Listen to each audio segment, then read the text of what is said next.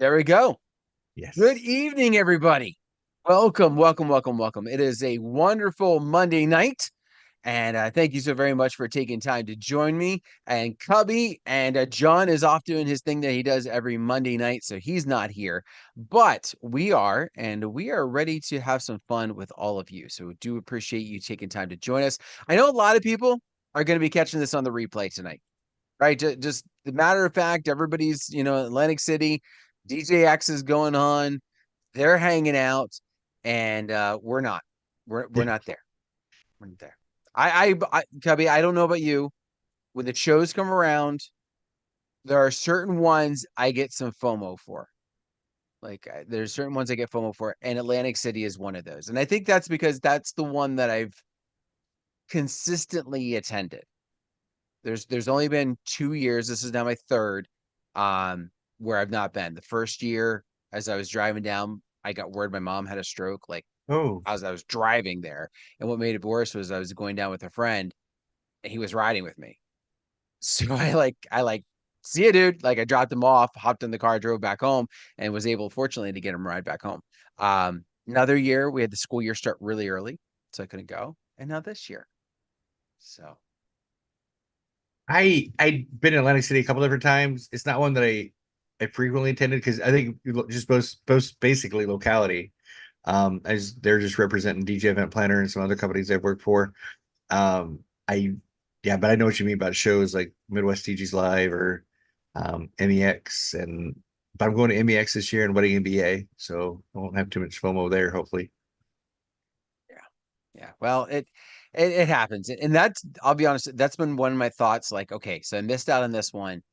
Is there another one, even if it's like not till like next spring or whatever, obviously, that I could do and say kind of it was my replacement for this one?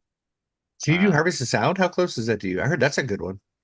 it's about 8 hours. It's about 8 hours into the city of Boston. The problem that I run into with that one is kind of like the timing of it. Because it is like it's December or January, I forget. I think it's December. Um, and that's just a crazy time in the teacher world between Thanksgiving and Christmas. So to try and take off to travel up there. Besides that, my in-laws are from up that way. So we drive up there for Thanksgiving, then I turn around and drive home, and then it would be like a week later driving up again. And it's Oh, yeah. so I will say this, they're doing a great thing with Harvest of Sound. The first year, I think that just the way it was marketed, I kind of was like, this is like a gear show, like, and that's all it is. And then last year they definitely showed that it's not a one trick pony type of idea.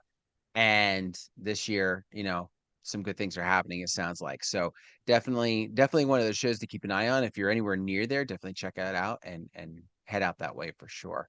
Um, but um, with that note, very quick hi to Fly Robin. She's hunkering down in Florida. Yeah. Oh, wow. How So close is she to that? I think she's a little bit south of it. I think she's lucking out. She might get some rain. I'm not saying she's not going to have some repercussions of it, but I don't think she's in the pathway she's been in some of the previous ones. So, Robin, if that's different, I mean, obviously you're with us tonight, so you've got power, and Yeah. it's not too crazy if that's the case. But yeah, like I don't know. But anyway, I do want to appreciate everybody for joining in tonight. Cubby and I are doing Q&A. We've got some questions here. We're going to throw them out there. If you've got some pieces of information or something that you would like to chime in on that as well, by all means, please feel free to do so. That would be great. We'd love to have you chime in on those as well. So the way it works, if you're kind of new, we got to pause for like a brief second in between each one, a couple seconds or whatever. That helps our editor take these, because after it's all said and done, we'll have the full show, but we'll also splice it up and have little ones that I'll drop throughout the month so you can check them out if you didn't get a chance to get it in this version. So, 1 second, we'll be back with our first question. Okay. So yeah, Day, sorry. No, you're not seeing me at DJX this year. This is my basement. This is my basement. I am not there. But I'm repping. I'm repping the brand. We got my Yep. got my DJ extra. Okay, so first question. One of the questions that tends to be brought up often in forums is, how much do you charge for insert thing here? And that is such a loaded question. It really is. And I understand that people who do it from a standpoint of either being a novice in the circle or just kind of wanting to know. Like, I don't think this is a um you know, who's got, I don't, we're gonna keep it PG. Um I don't think this is a measuring contest, is what I was trying to go with, Yeah. but we're keeping it nice. You know what I'm getting at. Yes. So I don't think it's in that situation, but I think it's one of those things. It's like, okay, I'm thinking about doing this, or I'm doing this, and I want to make sure that I'm not being the DJ people talk about, right? I'm not being that low baller because I didn't know better, right? And so that's where this question is coming from. But specifically, the question that I'm using here, it was, how much do you charge for a ceremony? I think what becomes a little bit better of an idea behind I charge this is, how do you come up with the price, or how did you come up with your current price for ceremonies? So Cubbie, how'd you do it? For a lot of years, we went with what was called the a la carte package, where you had your 5 hours and you had your ceremony, and everything was kind of like a la carte. And we found out that the brides would get to the end of the process, and it'd be a financial surprise to them that they needed to add additional hours, they needed to add a ceremony sound or whatever. So we went to a all-inclusive package. And I do have a package for brides who just get married at a church and come to the reception facility. I have a package for that. And then I got one for ceremony. So when I built my all-inclusive package, I literally just built in what I was charging for ceremony sound. And it just added it to it. Added the number of hours I was willing to go to, whether it be 8 hours or 9 hours, up to 9 hours of service, actual playtime. And it made it very clear what was all included in that all-inclusive packages, so that when I explain it to a bride, I'm like, how you go to McDonald's, you can buy the number one, it includes everything you want for your meal. That's what my package is. So I basically just added what I was already charging. Didn't discount it, but I made him think that I discounted it, but I didn't. I'm like, so we bundled it, we discounted it, and this is all for one price. And it's just simpler. It's like a photographer. They don't say, well, your engagement pictures are going to cost this, and this is going to, they do, here's our package, and it includes engagement. And then you should lean towards that versus charging separately for everything. That's my opinion, and we all have opinions. So to that end, because I think that's an important piece, and I'm kind of similar. I'm an all-inclusive, but I have my base package for people who are just doing a reception, and then I have a ceremony and reception package, and basically it includes the extra hour, and then what I would charge. So it's the extra hour of time plus what I would charge for an extra sound system. Like, that's how I came Yep. up with my price point for my ceremony. Like, what does it cost me to bring that extra sound system out and set it up and everything else, plus an extra hour of time. Some ceremonies are shorter, some are longer, but that's the way I went with it. How did you figure out what that ceremony value was that you include? Like, do you remember how you came about that price? No, I've been doing it for 18 years. I mean, it just started out as a price. We just kept incrementally increasing it, as time went on. So I think it, like, when we were a la carte, it was like 350, and it would include an extra hour, pre-ceremony, 2 lapel mics, speaker, blah blah blah, everything you need for it.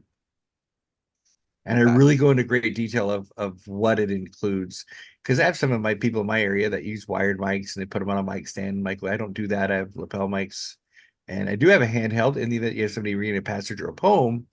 But I don't put it so where it blocks your face for photos and it's obnoxious or weird, or you're bent over or hunkered over or whatever, trying to talk into it. So I just really share with the equipment that I have and what I'm bringing. Nice. I think that is very important. If you're doing a different, I mean, this was not the question at all that we were talking about tonight, Yeah. but if you're, there's a very different version of ceremony coverage out there. I mean, there are DJs that are picking up microphones off of Amazon and plugging it into the back of their speaker, and that's the only thing that they've got. And they're Bluetoothing into the speaker. And I'm not saying if you're doing that that it's necessarily wrong, but that's very different than somebody else who is putting maybe a very high-end microphone into the system, running it through a mixer, potentially using hardwire for the music. Like there's a different scale there as far as the involvement, as far as the equipment is concerned, as far as the coverage is concerned.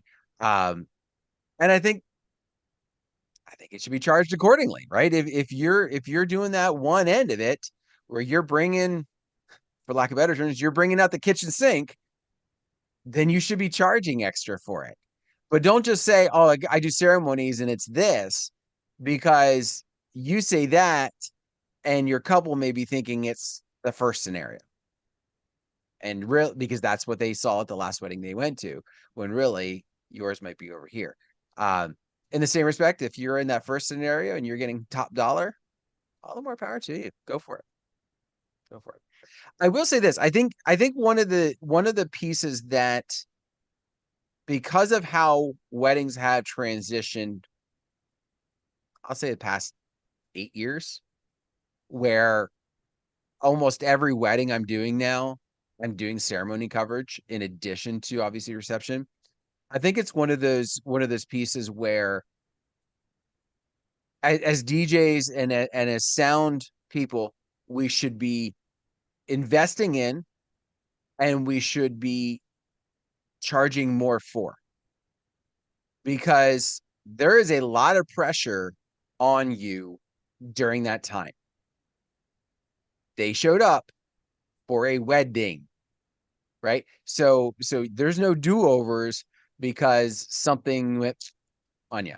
So taking the extra time to put the effort into that, and then again, I don't want to say you got them, but if you're doing that for majority of your weddings, then it's something that should be included there one way or another about how you go about it. Um, So while we're on the topic of ceremonies, Day asked one that's kind of related here. He said, I think you use two speakers at a ceremony for stereo sound. How do you get sound to the second speaker? I'm going to clarify. I don't do it for stereo sound. I do it for an even sound coverage. I'm running basically mono to both of those speakers, or I'm running stereo, both channels to both speakers, I guess, if you will. But I use an IEM. I use an IEM system. And so I have a receiver pack on one speaker and the same frequency receiver pack on the other speaker. And I send it to both of them. I could send a stereo sound. It has the built-in capabilities with the IEM. I decided not to mess with that. I wanted it to be mono. I think there's a lot of benefits for what we're doing, and it's mainly spoken words. So really, the stereo aspect is not going to suddenly ooh and ah anybody. Yes, you're doing some music, but not where it's going to be necessary for stereo. But that's how I'm doing it with the IEM system. So, Kevin, do you do one speaker, two speakers? Depending on the situation, it's always for me just where I'm at and how far away I am, and you put 250 bags of water between you and the ceremony, bags of water being the people, you just got to make sure the coverage. So it depends on the size of the wedding, the ceremony, how many people are going to be there, what's my throw from the power. So yeah, there's a lot of variables. I can't say that but I know when they call, because like I said, I've been in my area for 18 years and the oldest fish in the pond. I know I say it over and over again. I know the venues that they're talking about, so I know exactly how to price it accordingly. Nice, nice. Yeah, I will say I use two speakers, um, almost every time. Almost every time. I had one wedding recently. It was kind of a weird setup. We were in kind of a funky layout, and so I just went with the one. Um, because of the way it was at somebody's property, and they were very particular about having certain things certain places, and I was like, the speakers are going to be out from where the pictures are. Well, we still want one over there. All right, I won't put one over there. And so that's why I only went with one during that time. But almost every other time, I'm going with two. I also like the redundancy. Something happens, the one decides to overheat. The one decides that it doesn't want to receive the signal. Whatever. It's I'm good, and I don't have to worry about the other ones pumping for it. And good to go. All right, I Do think we you, beat that one. Oh, go ahead.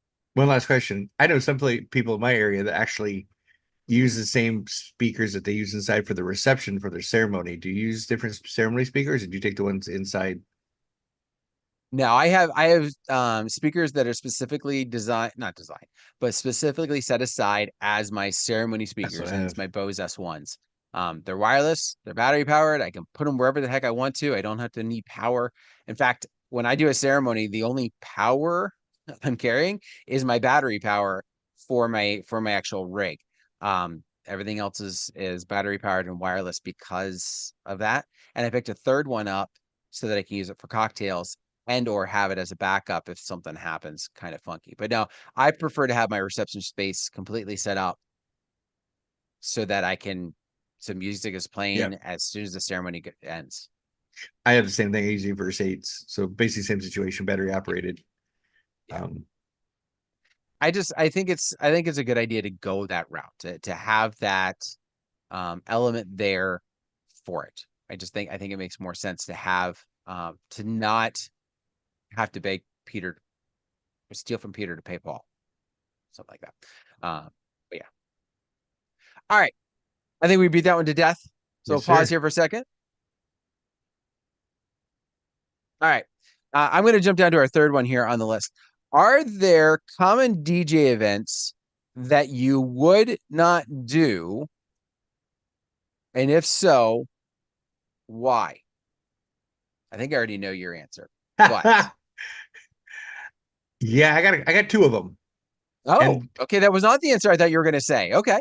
I have two that are just not in my wheelhouse. One is bar mitzvah, bat mitzvahs. I just Okay. don't know enough about them. And the second one is a quinceañera. And Okay. again, just not in my wheelhouse. Just not. I've never done one before, and I know there's a lot of circumstance and pomp and circumstance, and I don't want to ruin it for somebody, especially at the bar mitzvah and the bat mitzvah area. There's just so much that goes along with it that I would not want to ever ruin somebody's day. And so, because it's not in my wheelhouse, I would never take it. Are either of those or both of those popular events in your area? No, I know a lot of people in the Chicagoland, East Coast, man. They do tons of bar mitzvah, bat mitzvahs. Mm-hmm. Not in Iowa, but we do get quite a few quinceañeras. Okay. But again, I don't get calls for them, so I'm good with that. Right. But I'm just not marketing to that market. But yeah, those are two areas. That's the piece I think that's kind of funny. I have not. Let me first say, bar and bat mitzvahs. I don't know anybody in my area that does them. I know they must, right? Like this is a pretty significant event, and usually followed up with a pretty significant party of some sort. We have a Jewish community in my area, but I don't know of anybody in my circle of DJ friends that does them. I shouldn't say that does them, but that is the person that gets called for them, I should say. Um, so it's one of those things I've always wondered. I've done a photo booth for one. I was inquired about doing one time, and I was booked, but that was like it. Those were my two, in the 20 plus years that I've been DJing. Those are the two exposures I've had to those. And as far as quinceañera is kind of the same idea. I don't think we have a large Spanish community, so that one might not be as that might be more of the reason why for that one. Um, but yeah, it's just kind of it baffles me in that aspect. For mine, I'm gonna actually kind of go a little bit extreme here. I have narrowed down what I do to being weddings, school dances, and corporate events. More corporate parties than like conferences and those are like my three. And long time ago, I would be like, you called me up for something. If you're going to pay my rate, I'm going to be there. And I've gotten to the point anymore where I'm just like, you know what? There's a lot of stress in trying to be the jack of all trades, trying to make sure I've got a little bit of everything ready to go.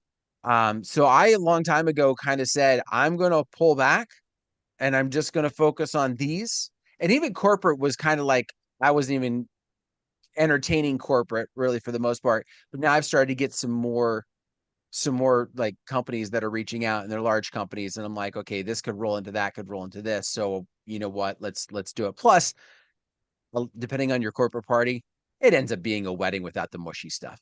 Yeah. You know what I mean? Like the music style ends up being that. So that one's, a little bit different. But yeah, that's kind of my direction on it. Um, and then obviously the other styles I just don't even get calls for. So, but the birthday parties, I don't know. Some people out there, I'm sure you love them, not just like the kid birthday parties, but just like even like, oh, it's their 30th birthday party or whatever. I know they can be fun, but it's kind of like, I don't know. I feel bad, I think, charging my normal rate for that type of an event. I think, which is also part of the reason why I'm just like, I'm just not going to do it. Just not going to do it. So, Yeah, we get a couple calls for them, and when you go to price it out for them, they seem a guy, like, oh, what are you talking about that much? I'm like, well, it's a Saturday night. You're gonna pull him away from a wedding. We're gonna pull him away from his DJ away from my family. Keep in mind, he does not make that whole amount. So you have to explain to him that, and then when you explain it to him, like, oh, well, that makes sense. We just can't afford it. Okay, well, go to a single op that's excited that to work for $300 to $400 on a Saturday night or a Friday night. yeah. And I think that's also kind of gotten to be the thing. Like, if I'm home on and this probably would be a large reason why some people would be like, I'm not going to, anything that comes my way, I'm going to take. I'm not in a situation where if I don't take that event, I can still put food on my table. Right. Like, and that's where I think like some people are like $300-400, it beats sitting at home. And I agree to a certain point, but for me, it's kind of like there's a lot of stress involved. I'm not in that situation. 10 years down the road, if I find myself in that situation, I might be, different. But for now and where I'm at, I'm just like, you know what? No, I'll take the night. I'll do some work. I'll spend it with the family. I'll clean music, clean the hard drive, that kind of thing. I'll do something.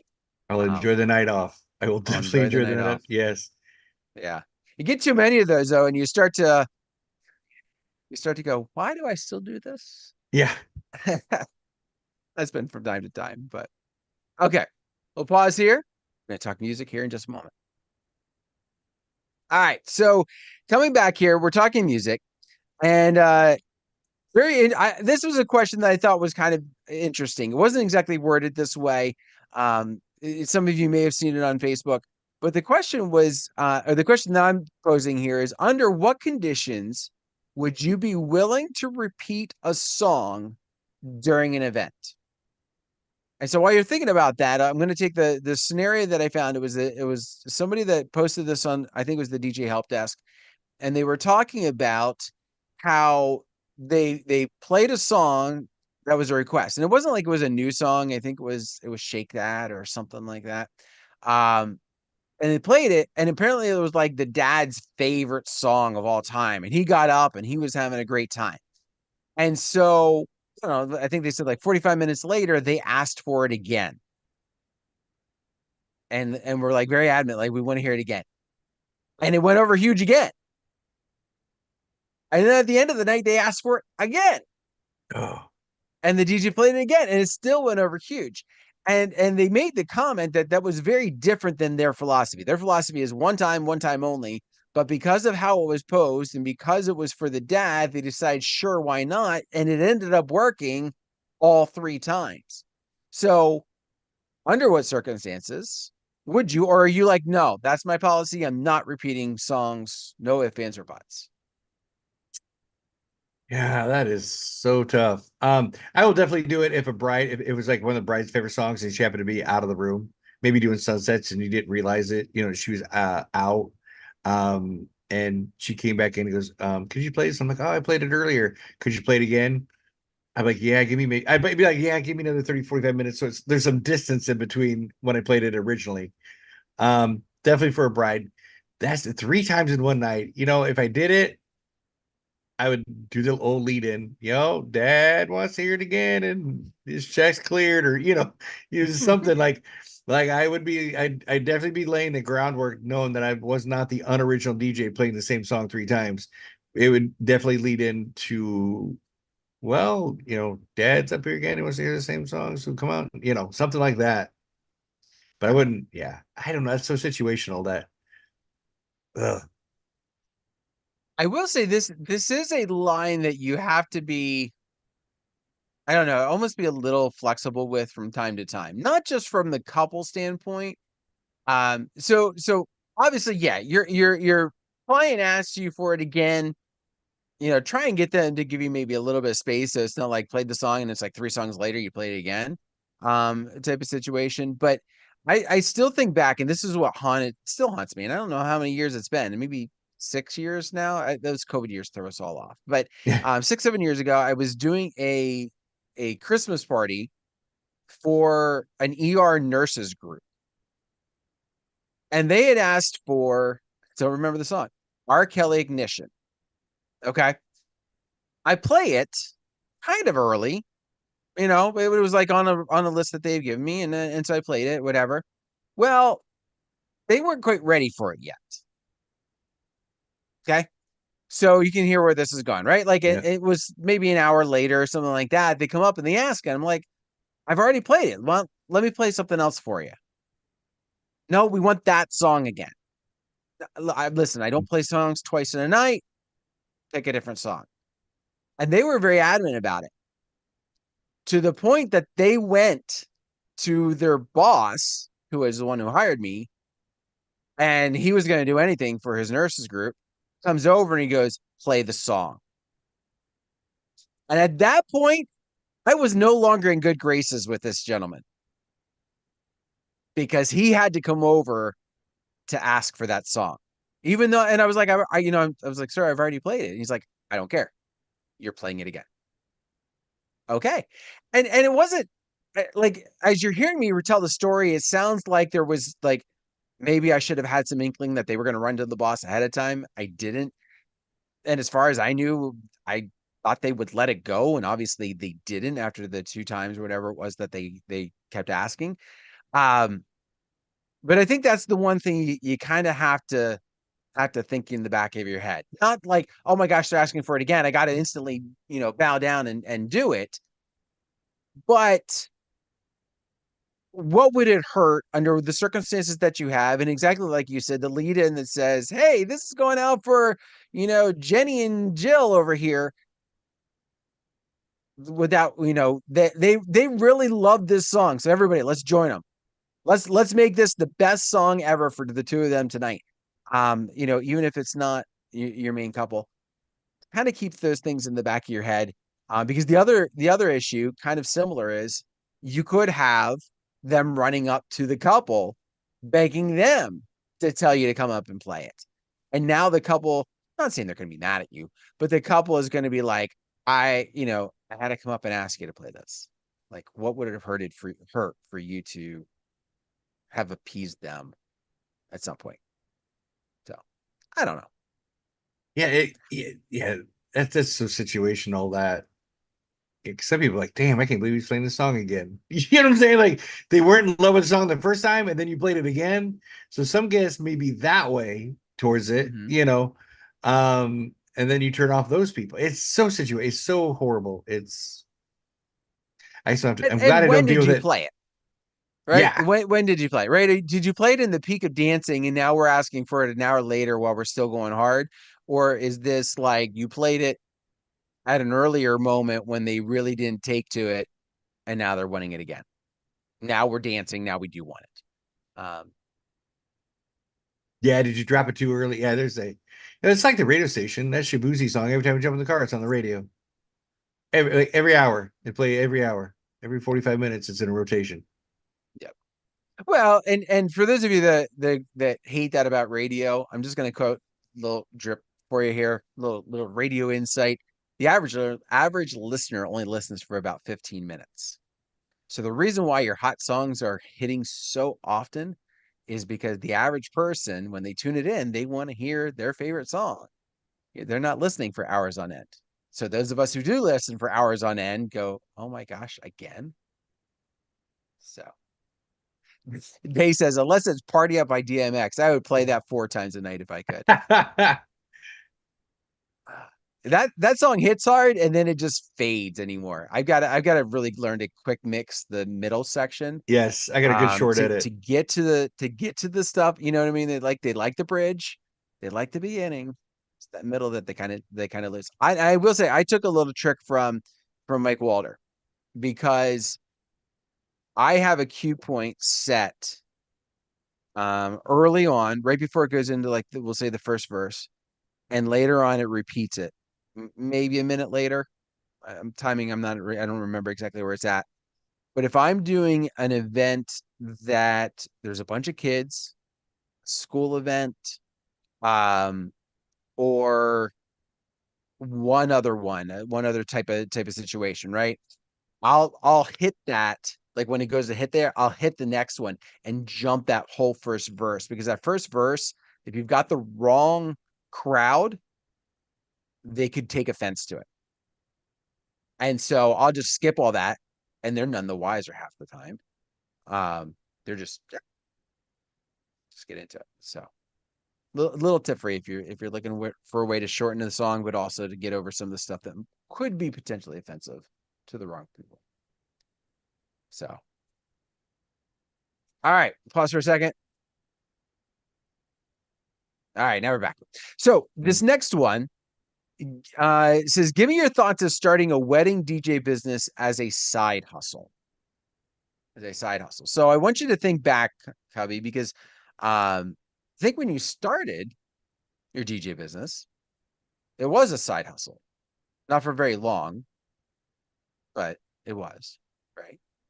Yeah, I mean, I went from working for a company, and I went to Mobile Beat magazine right after that, and then from Mobile Beat to Bliss Light. So I've always been in the industry, but and working full time, but I also had a wife that spent an ex-wife that spent a lot of money. So I had to work. I'd be on the road for Bliss Lights doing trade shows and things and come home and DJ a wedding. It would just be it was very hectic. Um so I cut that loose and went full time. It was amazing. And most of you know that this is my side hustle. We'll call it that. I don't like that. I'll be honest. I don't like that term.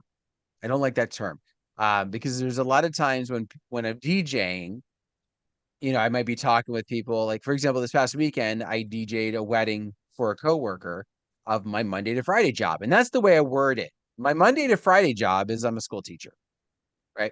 Um, because both of these are careers.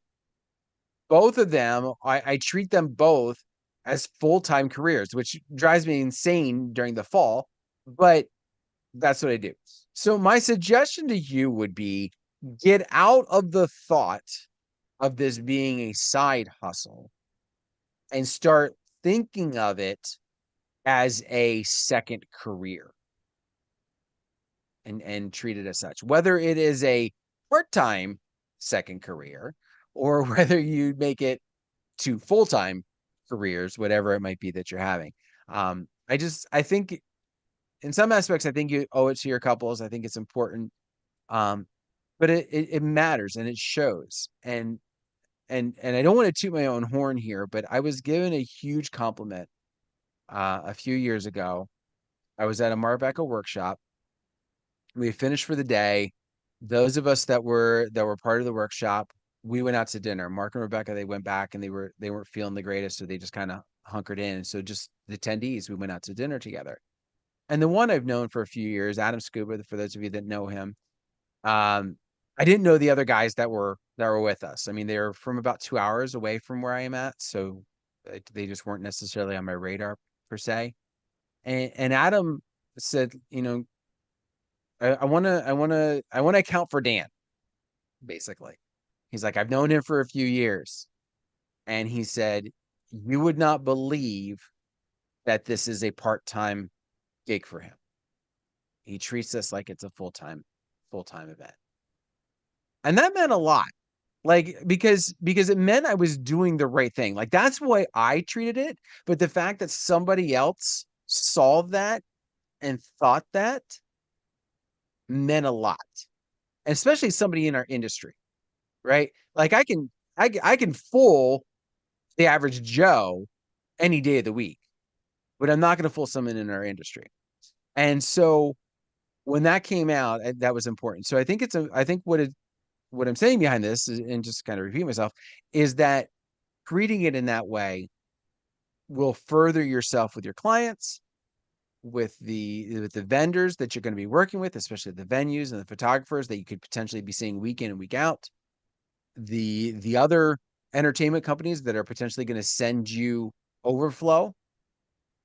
It just there's a lot of reasons behind it that even if it's not going to be your sole income, you're treating it with the respect that it is.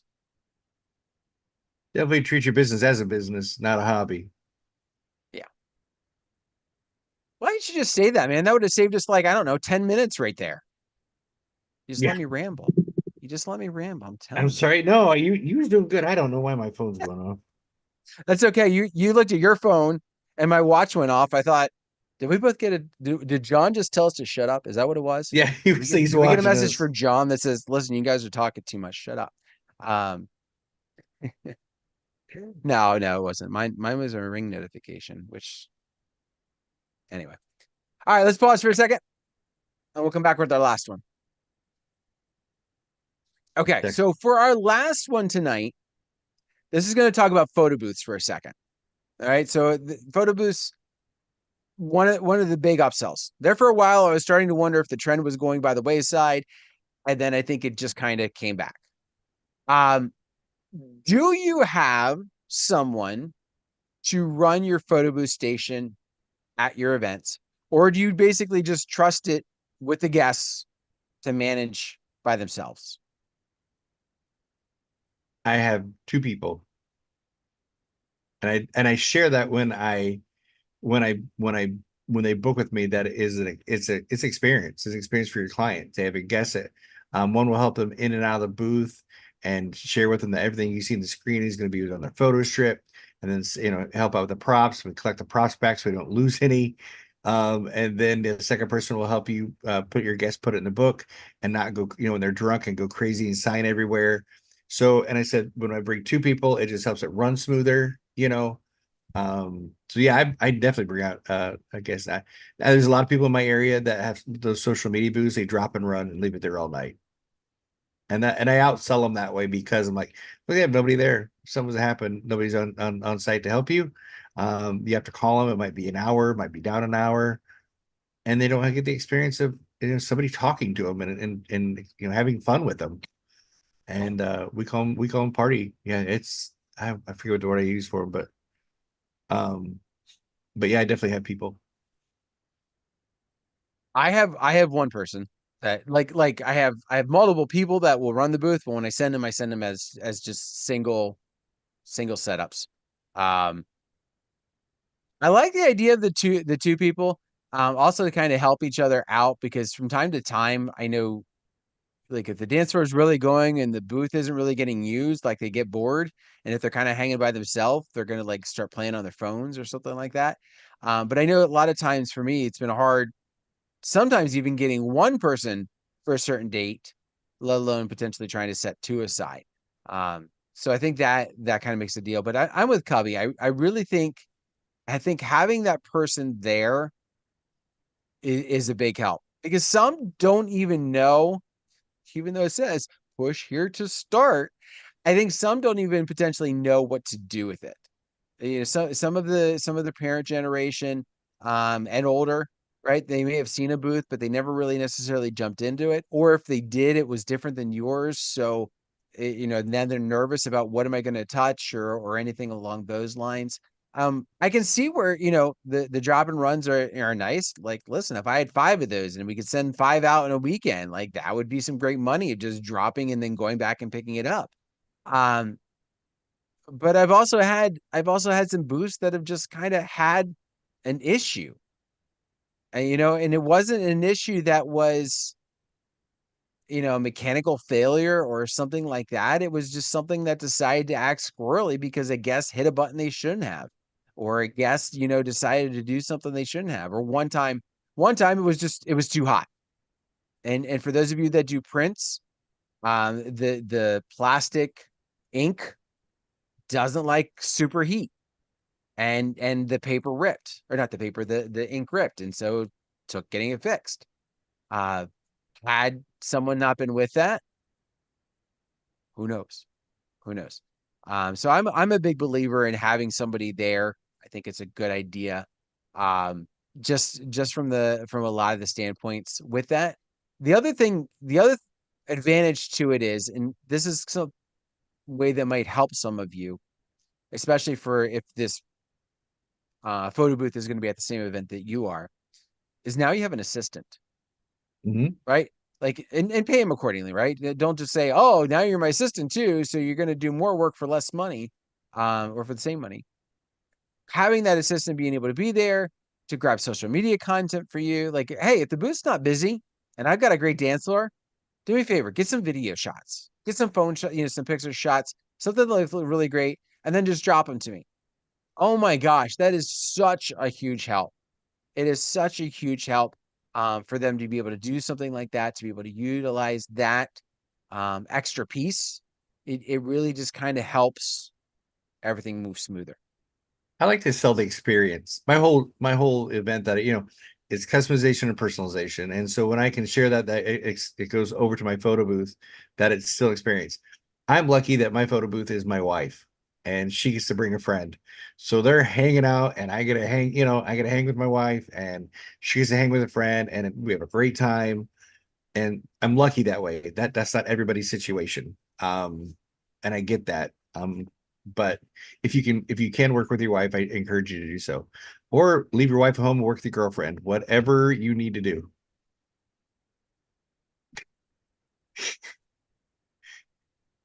John goes away, and that's the type of response we get. You heard me last week, so That's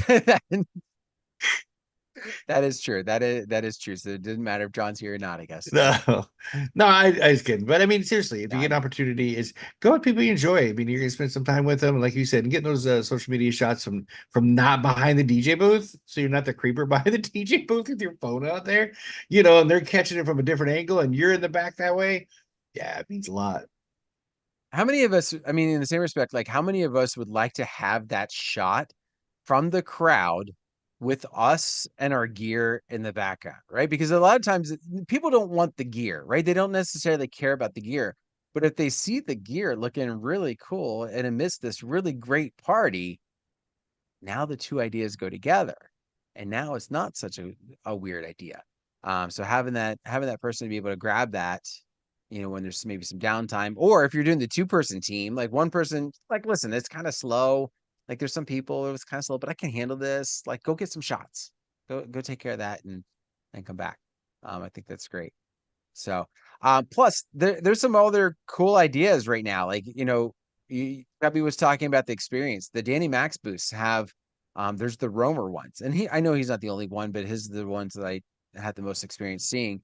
Right, where you have somebody walking around with it and like taking the shots, like with them, like intermixed throughout the venue. It becomes a much more of an experience than just I got a picture or I've got it on my phone now. Like there's more to it than that. It kind of becomes fun. Kind of just like almost that same idea of Ray the photographer getting on the dance floor and taking pictures right there. You can do some of the similar stuff happening. Right? And then somebody photobombs it. Now it's even more of a cool event. So Day says that he saw a 2-man photographer team where the second shooter became the photo booth operator, except there was no actual booth. Used a real camera, staged photos with props in the backdrop. Um, Everything looked photo booth style, but it was kind of a more professional, like Oh, nice. it up, Yeah. making sure it looks good. So that's kind of cool. Yeah. Um, I've seen some photographers kind of set up like a second camera and treat it like a photo booth, um, but not have like all the enclosure. But I kind of like that other idea. Not that I'm going to suddenly go out and get a photographer to come with me for it, but uh, there's some cool things that can be done out there if you're willing to try something outside of the box. Make it a new experience for your potentials. That's a great add-on for a photographer if they got the second shooter. Yeah, because how many of them have their second shooter that goes home when they get done with the formals, Yep. or they get through the spotlight dances and it's okay, second shooter, you can go. Hey, second shooter, want to stick around and make an extra $100, whatever. Um, I think some of them might jump at that opportunity because they're already there. They've already spent most of the day. Why not a few more hours? And now they both have something. So if you got a photographer friend, feel free to share that idea. Yeah. Just don't send it to my events because my photo booth wants to be there instead. That's right. I'm saying the same thing. It'd be the ones Oh that my, I'm booked for, not yeah. It'd be the ones I'm booked for, not the ones I have open already booked. exactly. Exactly. Well, we are getting down to the end of the night. So we're going to bring it to a close. That was our main questions. There was a couple more that we could have thrown out, but I think we hit the good ones for now. And we'll definitely have to get some more added before we do this next month. Tonight's kind of a different experience because this is it tonight. This is it, right? There's no hanging with anybody tonight. And the main reason is because everybody's in Atlantic City. So even though John's email said yesterday there'd be the hanging with Boston John, that's not the case. Now, you can still hop in the chill room, djntv.com/chill. You can still go there and hang out. There's just not going to be a formal show that's going on because most of them are in Atlantic City. Um, Tomorrow night, 9 o'clock, there is a Tuesday night with Ben Stowe. Outdoor events can be shocking, how to protect yourself while performing outdoors. Then I'm going to guess the 10 o'clock show is not going to happen either. That Tuesday night music show, because they're still in Atlantic City. Speaking of which, if you are in Atlantic City, still going on tonight is the DJ help desk. They're having their party at the rooftop in the Claridge Hotel. But then tomorrow night at the Irish Pub, head on over there. That is going on. Some of the DJ and TV people are going to be there, so you can go and hang out and just kind of chill. There's gonna be some music playing on the patio, but nothing too loud, nothing like in your face type of stuff, but just some music, like you can chill, kind of have some good conversation and just hang out with some people. So that's again tomorrow night at the Irish Pub in Atlantic City. And if you're not anywhere near Atlantic City, well then start driving.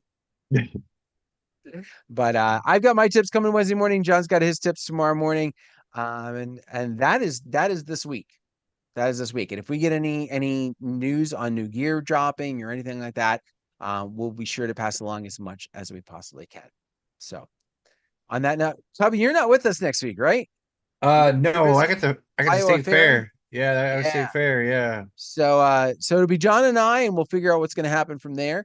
But for everybody that joined in us tonight or caught the replay, we very much thank you for joining us, and we will see you all next time. Bye, everybody.